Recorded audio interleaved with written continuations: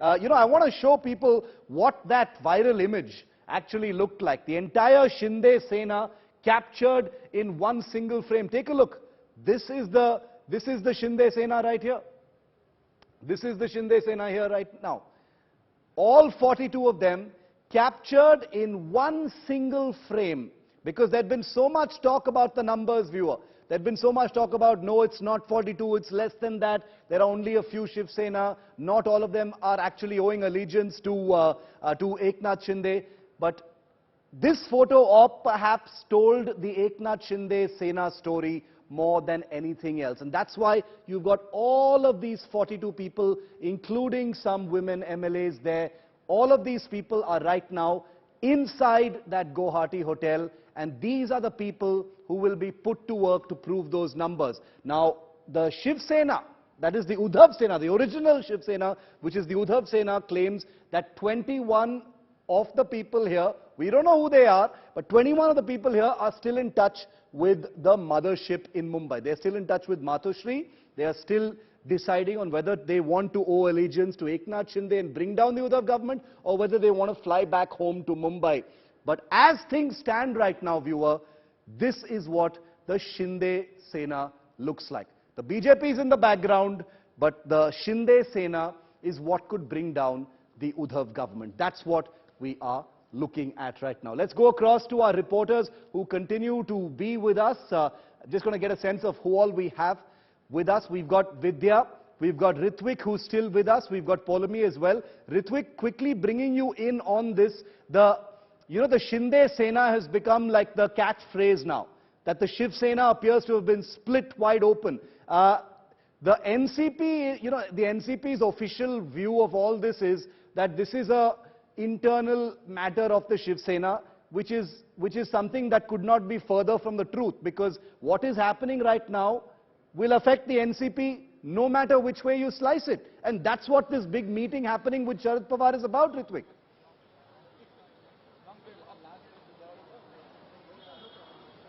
Yes, absolutely. The meeting is for to convey to their own MLAs, the NCP MLAs, and to keep their flock intact. They don't want their MLAs to be in trouble. They don't want anyone else contacting their MLAs. At the same time, they will also want to ensure that even if Shiv Sena has split in parts, the major chunk of Shiv Sena has now, it is very evident, has flown away to Guwahati and they are not coming back. The tweet of Sanjay Raut says it all. The tone of the tweet says it all, because we know how Sanjay Raut tweets every time. There's a shero shairi and there's anecdotes and there's always a challenge. But this tweet of Sanjay Raut is very unlikely of him.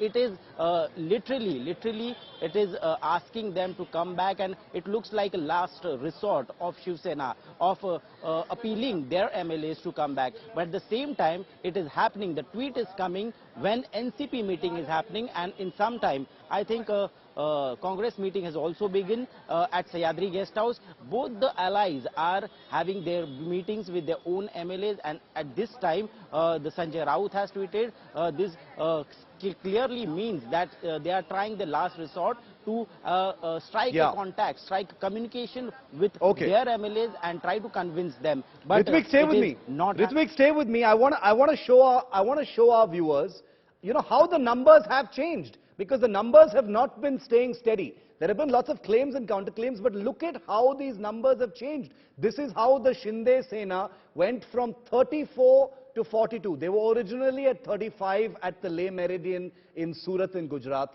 2 days later, today at the Radisson Blu, Guwahati, there are 42 rebels. It's gone from 34 2 days ago to 42 now, and that has completely changed the game. 2 days. Tuesday is the day India Today broke the story. In the morning, 36 minutes before everyone else. 2 days later, cut to Guwahati. Thursday, 42 is that number.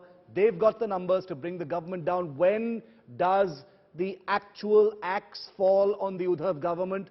Depends on many things and many loose ends for the Shinde Sena and the BJP that are obviously taking place at this point of time. The BJP, you all will be wondering, has been stunningly silent through it all. Let's get a word in from Polami, who's at the Radisson Blu Hotel in Guwahati. Polami, no word from Devendra Fadnavis, no word from any senior BJP leader. Obviously there's a wait and watch, which is a very nice, gentle way of saying that, they're standing on the sidelines waiting for the kill. What are you picking up from the BJP grapevine, Polomi, about how they see this playing out?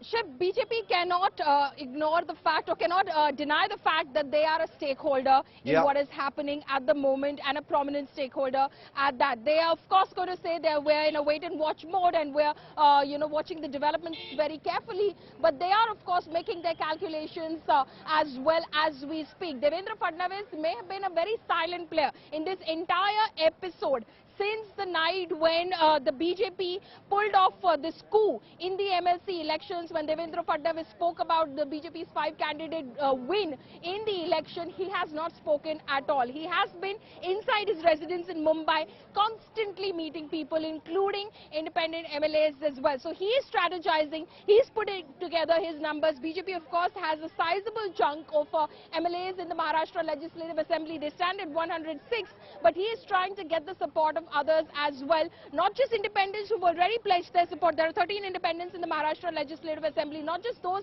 that have already pledged their support to the BJP. We believe originally 5 pledged their support to the BJP. There are others today as well. An independent MLA walked into Devendra Fadnavis' residence who had earlier pledged her support to the Shiv Sena. So the BJP is working out the numbers at the moment and is waiting for Eknath Shinde to cross the 37 mark, and comfortably at that, before they go for the kill in any manner possible. They would like to form government. They would like to go in for 2.5 years of governance.